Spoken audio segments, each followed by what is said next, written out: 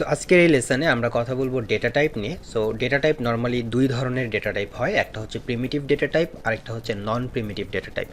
So primitive data type এবং non primitive data টাইপের আবার অনেকগুলো ভাগ আছে। যেমন আমাদের প্রিমিটিভ ডেটা টাইপের মধ্যে মেইন ভাগ হচ্ছে চারটা, একটা হচ্ছে ইন্টিজার, একটা হচ্ছে ফ্লোটিং পয়েন্ট, একটা হচ্ছে ক্যারেক্টার এবং একটা হচ্ছে বুলিয়ান। আবার এই ইন্টিজারের চারটা ভাগ হয়, অর্থাৎ একটা হচ্ছে শর্ট টাইপ ইন্টিজার, একটা হচ্ছে লং টাইপ ইন্টিজার, একটা হচ্ছে সিম্পল জাস্ট ইন্টিজার এবং আরেকটা হচ্ছে বাইট ইন্টিজার। আবার ফ্লোটিং পয়েন্টেরও দুই ধরনের ফ্লোটিং পয়েন্ট হয়, একটা হচ্ছে ফ্লোটিং পয়েন্ট ফ্লোটিং নাম্বার, আর একটা হচ্ছে ডাবল। সো ফ্লোটিং নাম্বার যেটা হচ্ছে দশমিকের পরে যদি দুইটা সংখ্যা থাকে বা এরকম অল্প সংখ্যা থাকে সেটাকে আমরা ফ্লোটিং পয়েন্ট বা ফ্লোটিং নাম্বার বলি। আর যদি অনেকগুলো সংখ্যা থাকে, দশমিকের পরে যদি অনেকগুলো সংখ্যা থাকে সেটাকে আমরা ডাবল বলি। সো এটার ডেফিনেশন পরের স্লাইডেই আমরা দেখব। ক্যারেক্টার মানে আমরা বুঝি জাস্ট সিঙ্গেল একটা লেটার, এবং বুলিয়ান হচ্ছে সত্য মিথ্যার, যে জাস্ট ট্রু বা ফলস এই টাইপের।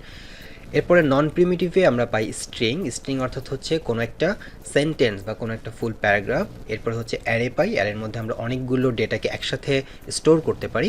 এরপরে সেটের মধ্যেও আমরা অনেকগুলো স্ট্রিংকে বা অনেকগুলো ডেটাকে আমরা একসাথে রাখতে পারি।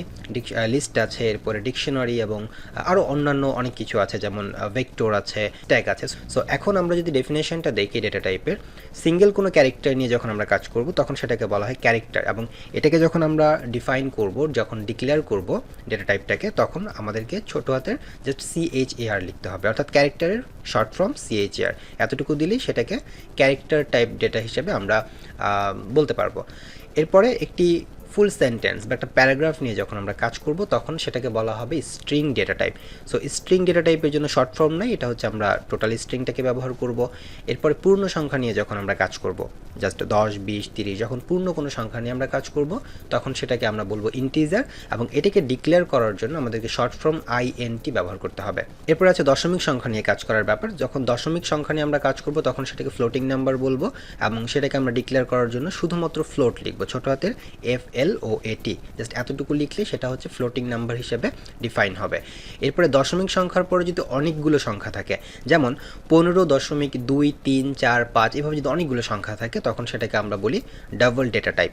এবং শেষে যেটা আছে সেটা হচ্ছে আমাদের বুলিয়ান ডেটা টাইপ, যেটা শুধুমাত্র ট্রু এবং ফলসকে অ্যাসাইন করতে পারে, অর্থাৎ সে শুধুমাত্র রিটার্ন করে কি ট্রু অথবা ফলস। কোনো জিনিস যদি আমরা প্রশ্ন করি যেটা সত্য নাকি মিথ্যা, যদি শুধুমাত্র সত্য অথবা মিথ্যা যে কোনো একটা আনসার দেয়, এই টাইপের কোনো ডেটা যদি আমাদের থাকে তাহলে সেটাকে আমরা বলবো বুলিয়ান টাইপ ডেটা।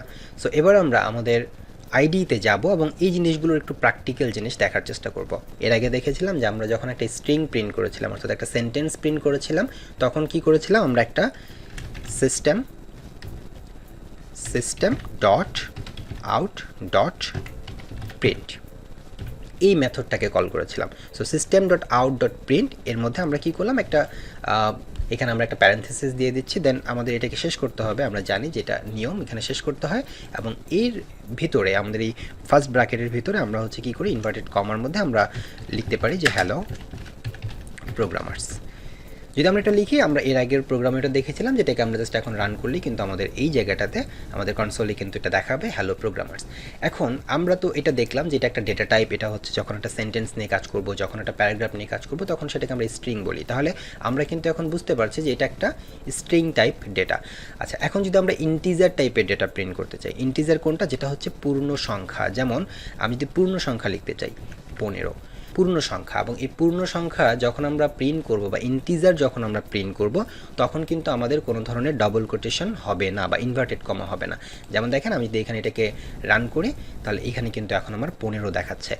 বাট এখানে একটা ডিফারেন্স আছে, যে আমি এটাকে যদি ডাবল কোটেশনের মধ্যেও দিতাম, ডাবল কোটেশনের মধ্যেও যদি আমি এটাকে দিই এবং এটাকে যদি আমি এখন রান করি, ফলাফল কিন্তু সেম, আমাদের 15 আসবে। তো দুইটার মধ্যে আসলে পার্থক্যটাকে, দুইটার মধ্যে পার্থক্যটা হচ্ছে, যেমন দেখেন আমাদের ডেটা টাইপের মধ্যে কিছু পার্থক্য আছে। যেমন আমরা জানি যে যখন ডাবল কোটেশন হয় তখন সেটা স্ট্রিং, এবং যখন ডাবল কোটেশনের বাইরে থাকবে তখন সেটা স্ট্রিং না, তখন সেটা হতে পারে ইন্টিজার কিংবা সেটা হতে পারে ফ্লোট, তাই না? তো এখন আমরা যদি এখানে বলি যে 15 প্লাস 15, আমরা 15 প্লাস 15 যদি দেই এবং এরপর যদি এটাকে আমি এখন প্রিন্ট করি তাহলে কিন্তু আমাদের এইটার যে যোগফল সেটা আসবে 30, রাইট? বাট যদি এখানে এমন করা হয় যে একটা ডাবল কোটেশনের মধ্যে আছে এবং একটা হচ্ছে ডাবল কোটেশন ছাড়া, অর্থাৎ একটা হচ্ছে আমাদের ইন্টিজার, একটা হচ্ছে আমাদের একটা হচ্ছে আমাদের স্ট্রিং, একটা হচ্ছে আমাদের ইন্টিজার। এখন যদি আমরা এটাকে প্রিন্ট করি তাহলে কি আসবে, এখন কিন্তু আর 15 + 15 30 আসবে না, অর্থাৎ 15 এটা হচ্ছে ইন্টিজার, তার পাশেই 15টা প্রিন্ট হয়ে যাচ্ছে, অর্থাৎ পাশাপাশি, তখন কিন্তু কোনো ধরনের ক্যালকুলেশন সে করছে না। সুতরাং আমাদের কিন্তু ডেটা টাইপের প্রয়োজন আছে। আমরা যদি কোনো ডেটাকে, আমরা ইন্টিজার ডেটাকে যোগ করতে চাই তাহলে আমাকে সেভাবেই সেটাকে লিখতে হবে, ঠিক আছে। যদি আমি সেটাকে যোগ করতে না চাই, যে আমি এটাকে যোগ করব না, জাস্ট দেখাতে চাচ্ছি, তখন আমরা সেটাকে স্ট্রিংয়ের মতো করে লিখব, আমরা একটা ইনভার্টেড কমার মধ্যে লিখব। ওকে, এরপরে আমরা সেমভাবে এখানে যদি হচ্ছে কোনো ফ্লোটিং নাম্বার পাস করতে চাই, যেমন হচ্ছে 25.18, এটা হচ্ছে আমাদের কি, এটা হচ্ছে আমাদের ফ্লোটিং নাম্বার, রাইট। সো আমরা যদি এটাকে প্রিন্ট করি তাহলে কিন্তু আসবে 25.18। এটাকে আমরা এখন ক্যালকুলেশনও করতে পারবো চাইলে, এটার সাথে কোনো কিছু যোগ করতে চাইলে সেটাও আমরা কিন্তু করতে পারি। আর যদি আমাদের এই যে এখানে 25 অর্থাৎ দশমিকের পরে দেখেন 18 দুইটা সংখ্যা আছে, যদি এটাকে আমরা এভাবে করে দেই তাহলে কি আসবে, এটা তখন কিন্তু আর হচ্ছে ফ্লোটিং আসবে না, তখন এটাকে আমরা বলবো হচ্ছে ডাবল। সো এই যে ডেটা টাইপের পার্থক্য। আবার আমরা যদি এখানে শুধু লিখতাম ট্রু, যদি আমি এখানে ট্রু লিখি তাহলে আমাকে কিন্তু রিটার্ন করছে ট্রু। আমি যদি এখানে ফলস করতে চাই তাহলে আমি এখানে ফলস লিখলে রেজাল্টটা ফলস আসবে। সো আমাদের ডেটা টাইপটা কিন্তু বোঝা যাচ্ছে।